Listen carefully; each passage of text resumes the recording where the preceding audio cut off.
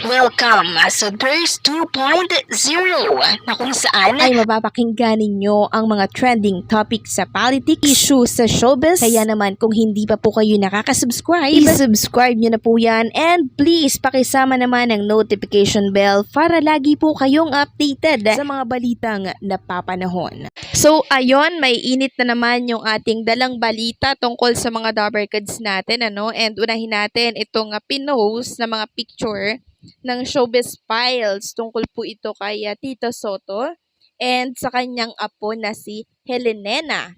Sabi nga po dito, congratulations Helenena, Helen Gamboa and Tito Soto.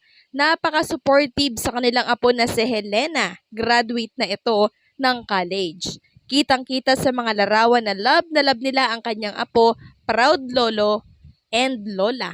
And kung inyo makikita sa mga picture na nasa screen po ninyo, talagang todo shot, itong si Tito Soto kay Ma'am Helen Gamboa and dito kay Helena na graduate na po ng college. So ito po, kasama po si Chairwoman Lala Soto, andi dito din, syempre. And ayan, makikita niyo po si Tito Soto na yakap-yakap niya po ang kanyang apo. So nakaka-proud nga naman yun, 'di ba? Na sa wakas, nakagraduate na yung apo ko sa college. So ang next journey naman ay tahakin kung ano po ang magiging path niya, 'di ba? Pagkatapos ng kolehiyo. So congratulations, Helena, and sana ay maabot mo yung iyong pinapangarap at inaasama sa buhay. Samantalang pag-usapan naman natin itong tungkol kay Raisa May Dizon. Sabi nga po dito sa write-ups ng Abante, nirampa sa HK ang bag na gift nitong si Maine Mendoza. Kung inyo pong natatandaan, di ba?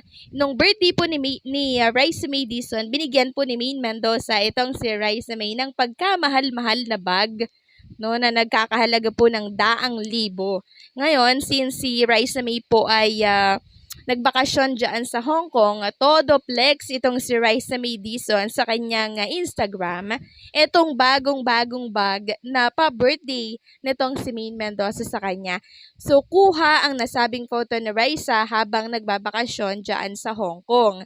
Kaya pala ilang araw din po na missing in action sa Itbulagang actress, TV host matapos itong mag-celebrate ng bonggang 19th birthday sa TV5 ng time show Itbulaga noong June 12 dahil nagbakasyon nga siya sa Hong Kong. Pinasalamatan pa ni Raisa sa kanyang IG comment section ng Ate Mengay niya dahil bet na bet nila or niya ang regalo nitong bag. Love it, nairampa agad, komento ni Maine Mendoza at pinusuan ito ng mga netizen. At napasana all na lang sila sa gift na ito ni Mengay sa Dabbercads little sister niya. And obvious na obvious daw kung gaano kamahal ng misis ni Congressman Arjo Atayde ang EV sis niya. Inulan din ng papuri sa online world ang pagiging generous ni Maine Mendoza. Kaya nga po sabi ko, and sabi rin ng ilang mga fans, napakagandang kaibigan itong si Maine Mendoza kasi napaka-generous niya sa mga kaibigan niya, sa mga best friend niya, mapagbigay ang isang Maine Mendoza. Kaya napakaswerte talaga ng mga taong malalapit sa kanya. So, alam niyo po ba kung bakit generous ang isang Maine Mendoza? Dahil si Maine Mendoza po ay sobra-sobra na ang blessings. Kaya ang ginagawa niya, sinishare niya po ito sa iba. Itong pag-share niya naman sa iba na to, dumudoble yung blessings na natatanggap ng isang Maine Mendoza. Kasi mapagbigay si Maine. Meron pa ngang time na pag tumutulong si Maine Mendoza, hindi niya po ito pinapaalam sa publiko. Sikreto siyang tumutulong. So, ganun yung bukal sa kanyang kalooban, di ba? May camera o wala, tumutulong talaga siya. Katunayan niyan, ayaw niya pong isa-publiko yung mga tulong na ginagawa niya. Kasi, issue na naman po yan. Gusto niya, pribado lang po niyang ginagawa yung pagtulong na yon. Nakakatuwa, di ba? Ganyan ang mga lihitimong Dabbercads. Samantalang talakayin naman natin ang isa pang revelasyon tungkol sa mga Dabbercads and syempre, dito sa main host ng Itbulaga. So isa po sa TBJ, ang laman ngayon ng lahat ng social media platforms dahil po sa nangyari noong Friday dyan sa Itbulaga. So, alam nyo na po ba ang tungkol dito? Kasi meron pong dumalaw dyan sa Itbulaga Studio at nakipag-ayos dito kay Boss Joey De Leon. Sabi nga po dito, marami ang natouch dahil pagkatapos nga daw ng halos 3 taon ay mismong si Kim P. De Leon na po ang pumunta at nakipag-ayos sa tatay niya na si Boss Joey De Leon. Nung Friday po ito nangyari, pinuntahan po ni Kim P sa TV5 studio ng Itbulaga si Boss Joey De Leon. Sabi nga po dito, nang makausap namin si Kim P, ikinuwentong nagdesisyon siyang puntahan ang kanyang ama para batiin ng advance Happy Father's Day daw. May iba pa nga daw na nag-akalang nag-guest siya sa Itbulaga nang makita daw yung picture na kasama niya ang kanyang tatay. So yung picture na yon nagsi-circulate ngayon sa lahat ng social media platforms and nagulat din po ang marami kasi okay na pala si Kim P. De Leon at itong si Boss Joey De Leon. Diba nakakatuwa yun? Sabi ba dito, hindi ako nag-guess. Binisita ko lang siya para i-greet daw ng Happy Father's Day itong si Boss Joey. And nagdala lang daw ng pagkain itong si Kim P para po kay Boss Joey De Leon.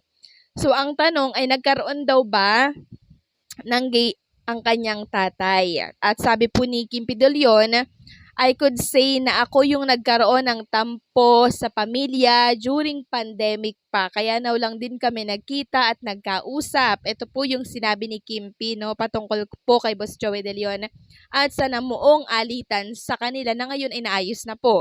Naiyak daw ba itong si Boss Joey De Leon nang makita itong si Kim P sa TV5 studio? Ang sagot po ni Kim P ay hindi daw naiyak at more on nagulat itong si Boss Joey. Bigla daw kasing nagpakita itong si Kim P din na nag-usap daw sila ng konti at nakita daw ni Kim P yung ngiti nitong si Boss Joey De Leon. Kakaiba, no? Talagang makikita mo daw yung kasiyahan na nababaka sa mukha niya. Yung para bang nabunutan ng tine kasi finally, after 3 years, di ba magkasundo na po sila nitong anak niya. Kasi almost 3 years daw silang hindi nag-uusap at nagkikita. Grabe ang tagal nun ha. So, na-miss talaga nila ang isa't isa. Pahayag po ito ni Kim P. Sa pag-uusap nga namin ni Kim P ay ramdam namin ang sobrang saya niya na finally ay reunited na siya sa kanyang tatay. Ikinatuwa naman daw ng mga malalapit sa mag-ama ang reunion po nilang dalawa. And nakita po yan ng mga Dabbercats natin sa Itbulaga at maging sila ay natutuwa din sa nangyaring ito kay Boss Joey De Leon and kay Kim P. De Leon. And I'm hoping makita natin siya sa Itbulaga soon. So hanggang dito na lamang po ang update natin at maraming salamat po sa pagsuporta at pagsubaybay.